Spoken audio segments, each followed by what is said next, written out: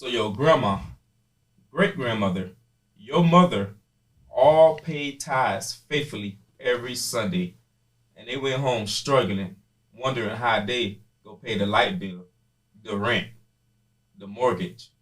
But your pastor probably drive off in a $200,000 car and probably drive all the way to $1 million home. When are we going to start asking the black churches, what are we doing for the black community? You want to know what they're doing with the $418 billion that goes through the church community?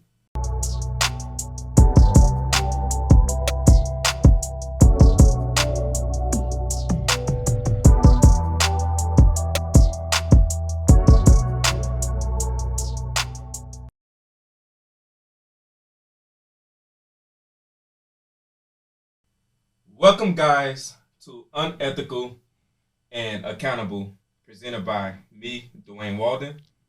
And myself, Cameron Floyd. So on this podcast, we're going to be talking about a lot of unethical things that goes on in our culture, and also holding those unethical people accountable for their actions. Now, before we get started, I want to let you guys know that this podcast is being presented by rhinoacademy.com. So guys, if you're looking to raise your credit score from the 400, the 500, the 600 into the 700, 800 club for free, make sure you head over to rhinoacademy.com. Not only will you learn how to fix and repair your credit for free, they will also teach you how to build your credit, right? And once they teach you how to build your credit, they also show you how to get approved for high limit credit cards. So if you're looking to get approved for high limit credit cards and then leveraging those high limit credit cards to bring back residual income all for free, make sure you head over to rhinoacademy.com. Guys, it's very important to build and leverage your credit. So with that being said, let's get into today's show.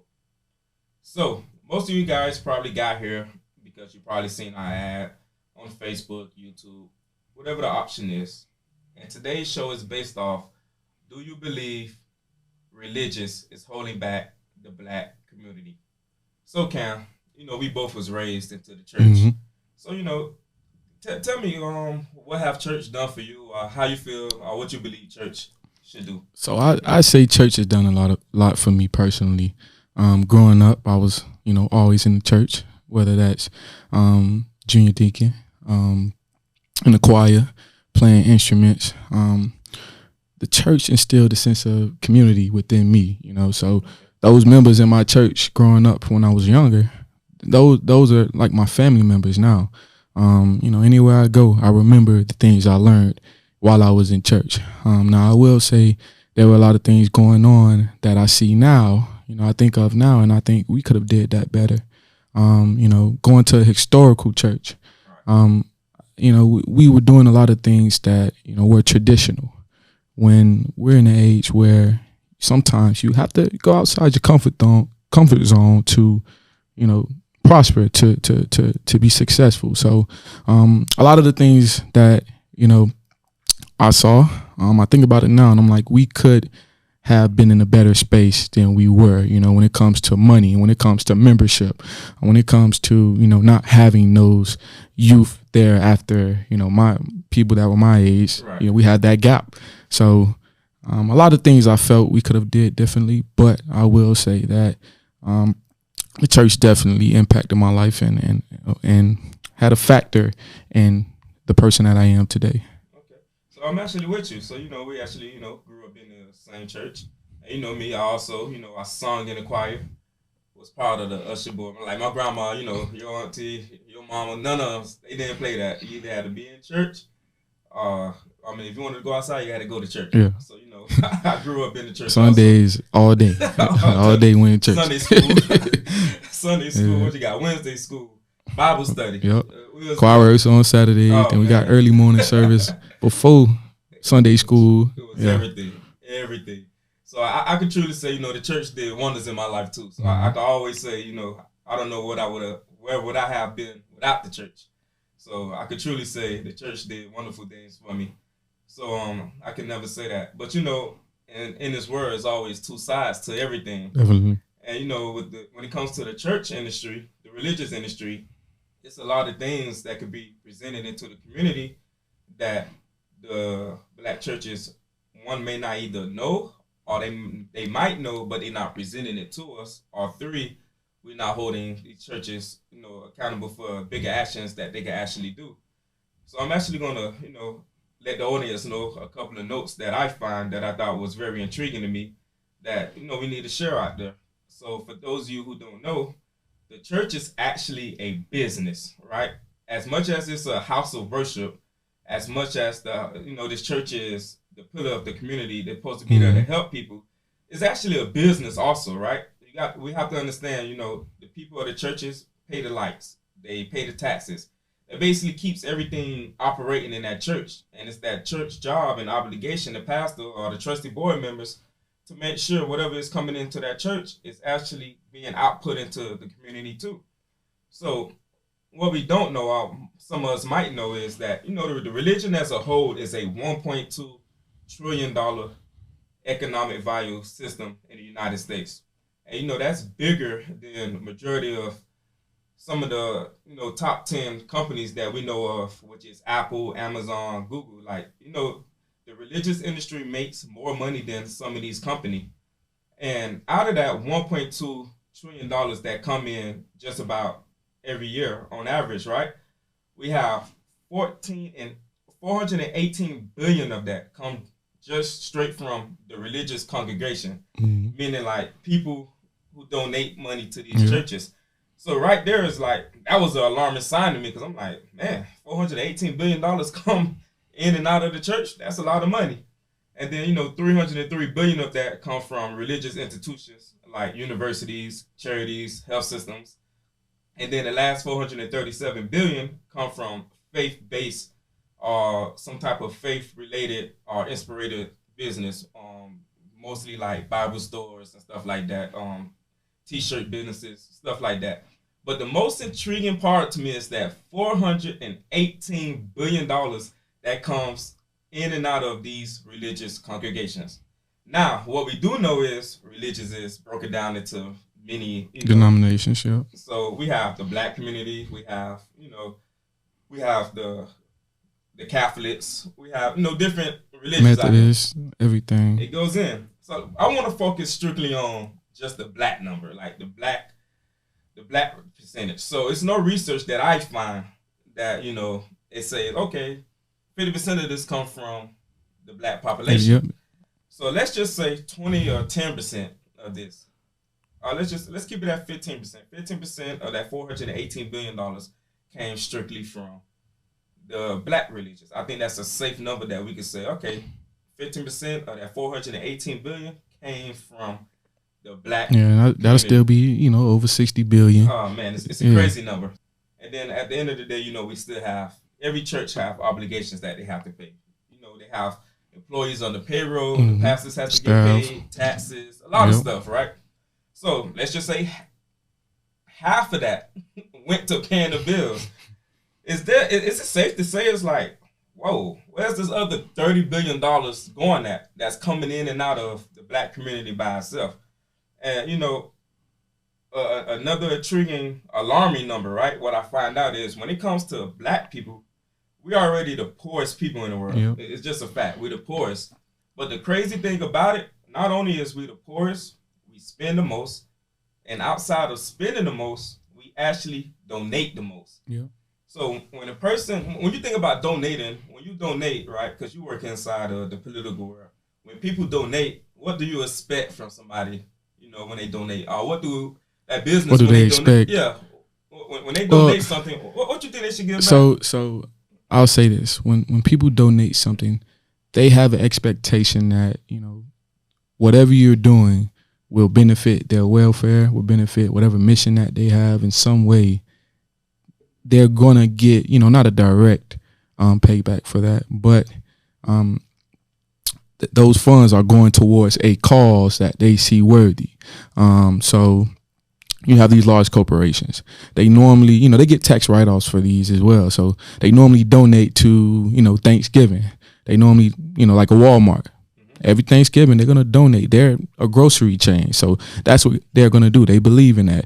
Or you have a corporation or organization like the Miami Dolphins. Something that's very high on their list of priorities is meals for the less fortunate or providing meals for the community. So when it comes to, soliciting donations for those types of things, they're going to be more proactive as far as doing those types of things. They're going to be more willing to give and expect that, what you're doing is providing meals for those people who are less fortunate, or those people that might be in need at the time. So there's always the expectation that you're going to fulfill a need that's a priority of the organization, or you're going to address some type of topic or issue that they have as a priority as well. So those funds are not just, hey, go ahead and do whatever. It's for a cause, it's for a purpose. And when people normally give, especially myself, there's an expectation that something that's being done is going to make me feel good about what, I donated to. So there's some type of accountability, like you say, accountability that, we expect, okay, I'm giving you these funds. I'm holding you accountable for using them in the correct manner. So even with that still being said, so when somebody donate, especially, us black people, the black culture, when we donate to these churches, in return, you'll think we should give something. That's a great point. Yeah. So let's go to when we see a Catholic church. When I see a Catholic church, when I ride around my another community or even inside my community, something I always notice is these Catholic churches, they always have like even a Jewish church, they have schools attached to them. And not only they have schools, I see sports programs. They have everything.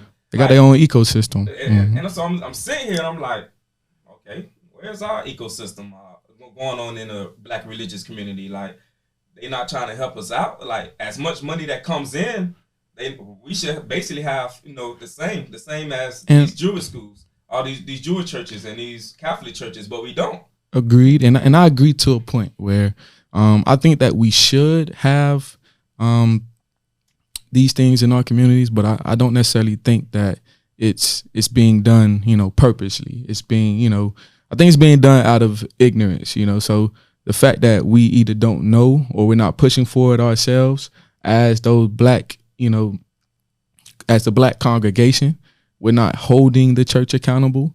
It's setting us back in a way because we're donating to these causes.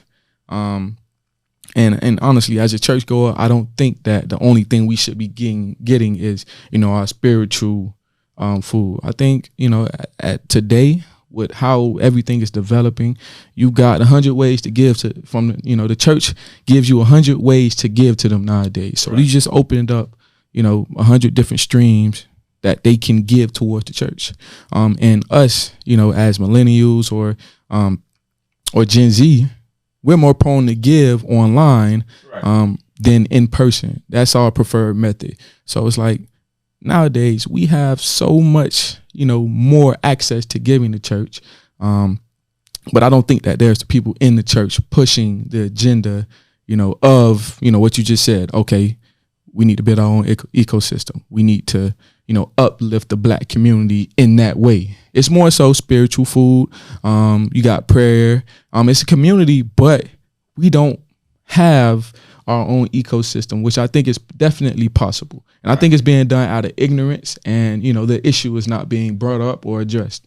So when we say ignorance, right, is it truly ignorance? Because we have a lot of mega churches out here. Yeah.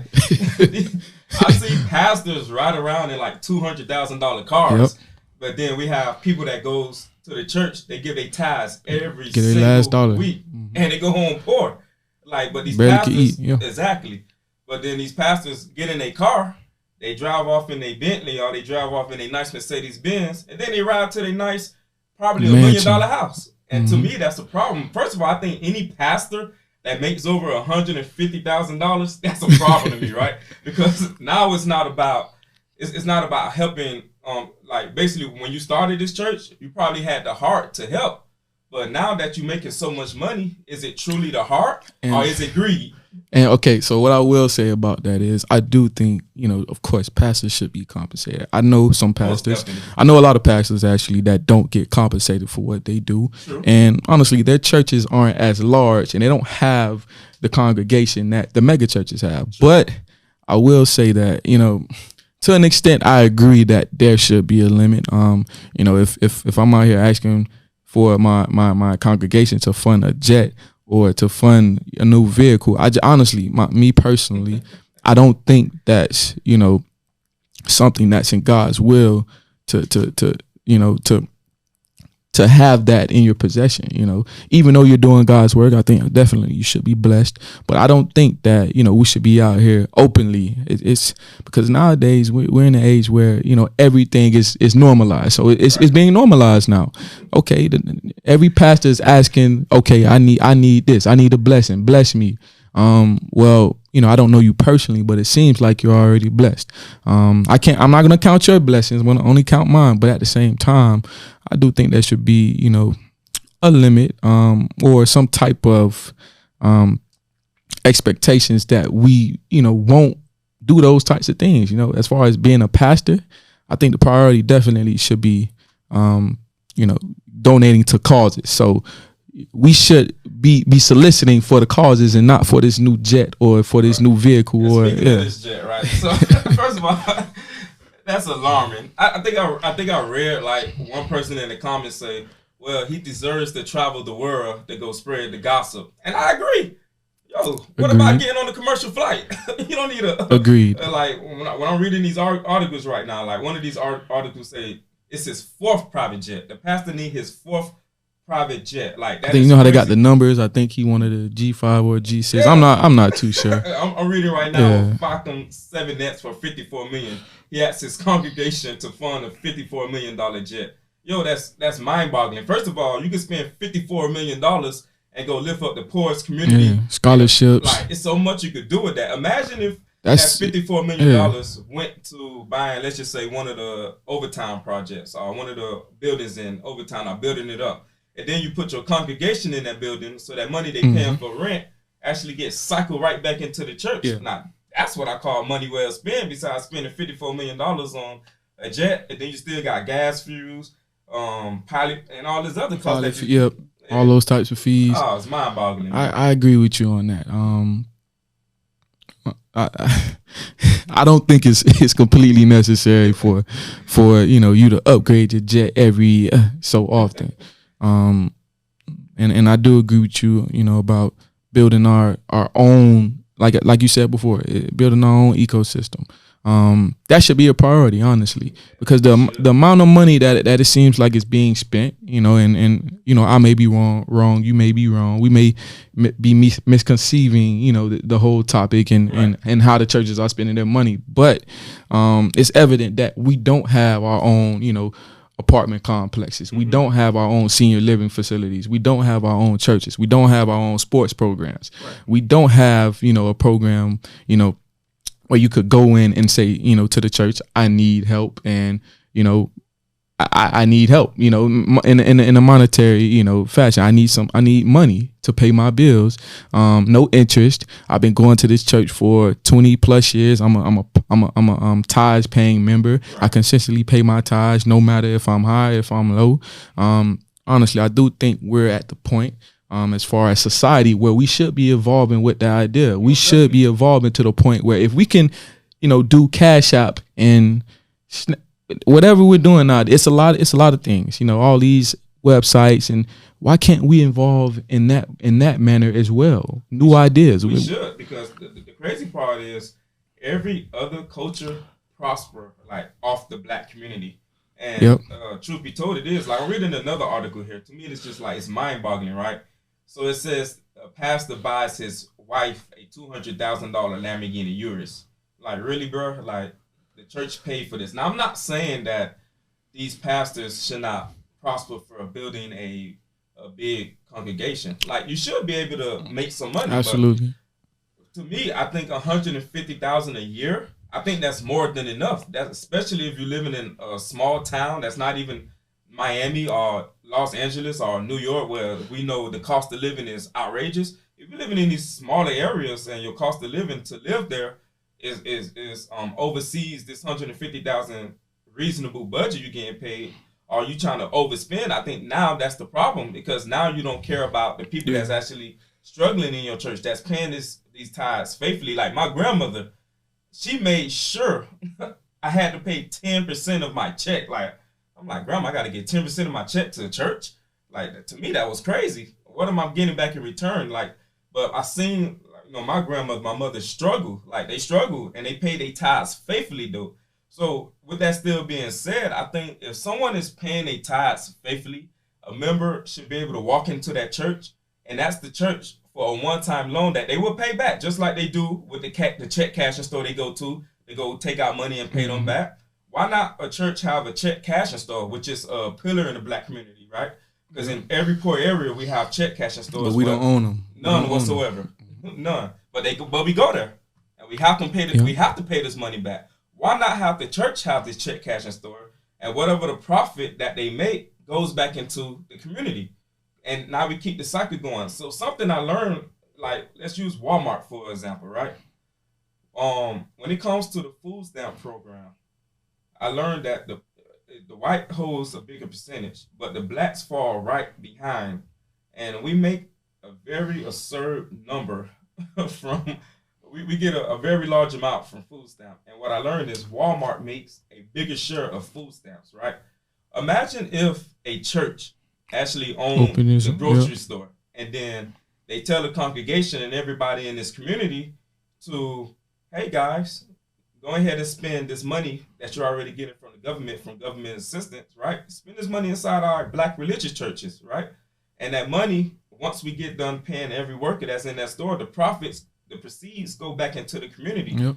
That right there is a change. People don't understand that the church communities can actually by itself change the whole economic system in a poor neighborhood. People really don't understand this. Like, they could have better schools, the church could build better communities, the church could open up stores, and the crazy part is, what a lot of people don't know is the church is a 501(c) tax write-off. So a lot of these and they have special exemptions. Way special. That's even further than regular, nonprofit organizations. It's crazy. Yeah. And a lot of people don't know that. So like what your normal 501(c) tax organization gets taxed is way different from what your religious will actually get taxed. So a lot of people don't even understand the benefits of how powerful the church community is. Like, I found a article that was a church based off in New York. They have over $1 billion real estate portfolio. And I was like, man, that's a huge real estate portfolio. Do people understand what $1 billion? And that's powerful. Yeah, like, imagine if your mega church owned $1 billion worth of property inside of your community. Do you know? It just depends on what they do with it at that point. Exactly. It depends on what they're doing with it. So now we have to start questioning, is these churches really, setting us back? Because I think a lot of these churches actually know this. I'm gonna use our church where we grew up. I'm not for to put the church out or what church, the name of the church we went to was. But one thing I do know is we had a lot of successful people. A lot of successful, knowledgeable. Exactly. Principals, athletes, superstars, you name it. They came out of our church. Our church was a pillar in our community, in overtime community. So imagine if our church actually did this. So for me to say that nobody don't understand that, we could do this, that's crazy to me. And what I'll say is, we have members that understand, because they're most likely doing it for themselves. They're most likely building their own portfolio up. They're most likely making wise investments. They're most likely, sitting on the board for something. So again, it goes back to, we got to hold them accountable. We got to hold them accountable and hold ourselves accountable. And what I mean by that is, we have to let them know, as a congregation, as a black community, because honestly, faith leaders, they may be taking the traditional stance, so they may be like, I'm here to spread the word of God. I'm here to, help out spiritually, the community. I'm here to give them the word. And we just need to fund this building that we're in. And we do community service here and there. We do our drives. We do our scholarships here and there. But they're not seeing the bigger picture. They're not, they're not evolving with the time. Again, right now, the access to, money donations that the church has, it's limitless. You can give anytime, from anywhere, any place, any hour, anyhow you want to nowadays. You could probably give in Bitcoin now for some churches. So the key to this is, in my opinion, is, the congregation being aware of what situation we're in. It's ignorance, so we don't know, the power of the church. Even though we're in the church, we only see it as our spiritual guiding tool that we use, our community that we build for spiritual guidance. But we don't realize that, this is a $400+ billion industry from us alone. We don't realize that, just as the black community doesn't realize that we power all the markets in the world. We are the ones that influence all of those things. And we have to use that power to our advantage. So the church uses it to our advantage by donating, and then holding those in those positions accountable, bringing it to their attention first and foremost, because they may be ignorant to the fact too. They may be ignorant as well. They may be professionals, business people. They may have these, investments going on, but they may not have the mindset to do that for the church in order to build that ecosystem that I think, is critical, if we want to see the black community prosper, because it's what we dedicate most of our time to. Outside of work, most individuals, the black community, that's going to be one of the things we dedicate most of our time to. Most definitely. So just to add on, so I would like to say also, so like I said, we have to let our trustee board members of the church know, also our pastors, we have to let them know that, if we donating 10% to the church, I think we should start investing into the real estate in the community. We should also start operating our own schools, because the benefit with operating our own schools, especially when it's a religious school, is the school board cannot tell that church what should be taught. Meaning, if whatever, it'll be a private institution at that point. They'll have a curriculum, but they have the standard curriculum. But if we want to add on to the black curriculum, meaning we want to teach other advanced stuff in that church, the school board, I'm just saying that the school board cannot change it, because now they're breaking laws. We also should have more grocery stores. These churches should open up more grocery stores. The money that's coming into the church, we need to fund more grocery stores within the school. So the money that's being profit from these grocery stores, it get kicked back into the community, building better streets, sending that money back to the school, building scholarships, more athletic programs. More, not even athletic programs. Let's get these kids into the tech world. Yeah, STEM, technology, let's get them into other stuff more than sports out here, right? Again, let's build more check cashing stores, because at the end of the day, we already know the black community struggles. These check cashing stores is only in poor neighborhoods. How about the church operate as a check cashing store, right? If I'm paying 10%, how about the church give out a system where I could pull out money? It's just like a 401k.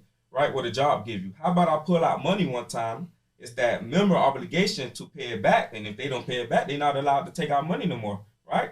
So how about these church open up systems where the money is flowing in and flowing back out into the system? Because at the end of the day, it's not the church's job to hold this money on reserve. It's the church's job to take this money that's coming into the church and fulfill the needs in the community. Because the other crazy part is, when you step out into your neighborhood, you see almost a black church on every corner. And they right next to each other sometimes. Exactly. Right across the street, down the street.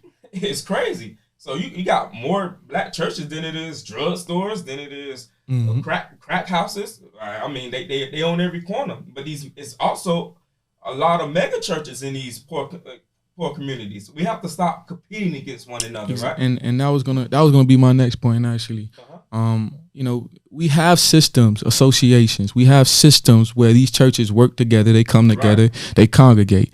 Just in our church association alone, growing up, we had lawyers, We had, university presidents, we had professors. In every industry, we had somebody that was successful, Exactly. and that, a young person or someone coming up in their industry could talk to and gain some insight from, some wisdom from. I think the most critical thing is, these smaller churches, we need to, assist them in what they're doing. Meaning that these larger churches, they have their congregation. These smaller churches, we want to help them maintain what they have going on already. We don't want to have them get to a place where, okay, it's the pandemic, so no one's showing up. So that means that the church is behind on their bills, and that means that they may no longer operate.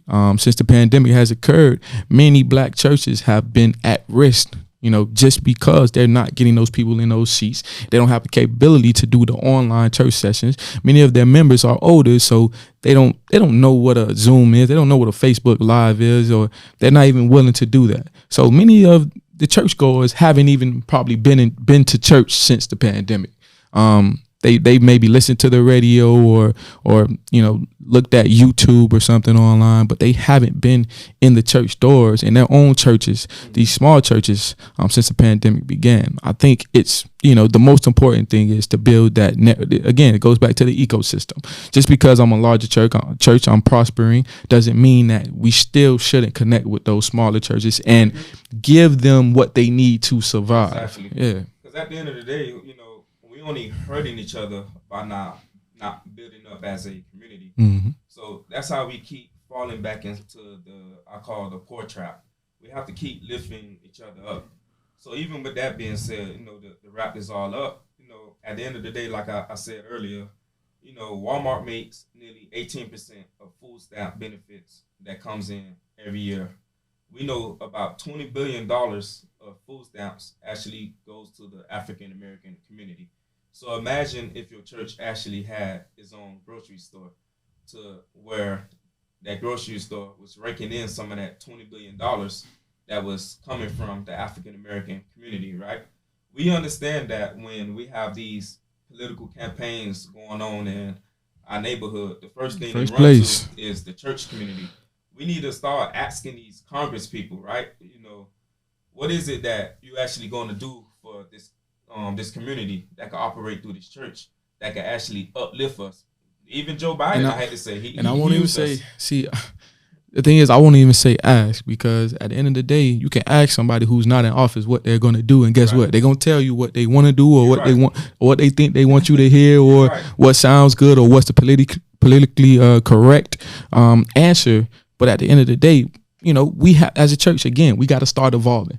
We keep letting these people come into our churches, into our establishments, and after they leave and smile, we get nothing in return. We don't have a committee where they're engaged in politics, where they're spreading whatever issues we're having in our community, where they're communicating that with our elected officials. We're not establishing those relationships. We're not establishing those committees. We're not establishing those lines of communication. So it's like they come, they sell us what they, what we want to hear, and then they get into office, and we're waiting.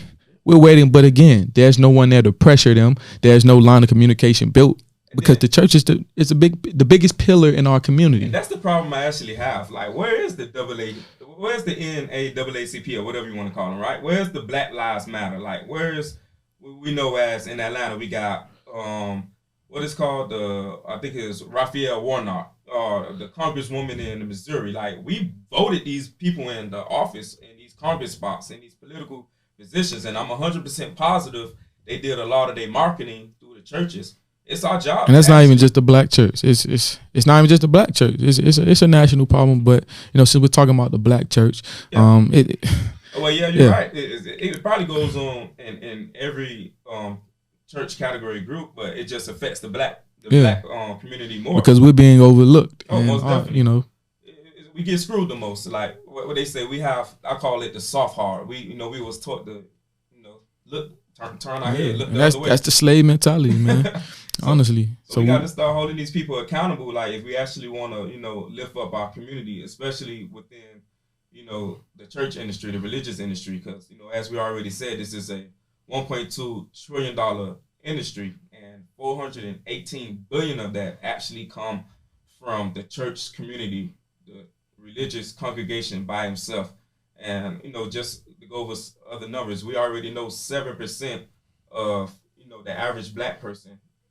They donate 7% of their gross income to churches and to nonprofit organizations. And this compared to about 2% from the white race. So white America only give 2% of their net worth to nonprofit and religious. And white Americans are they're worth, I'll say 120. What is it? 120,000.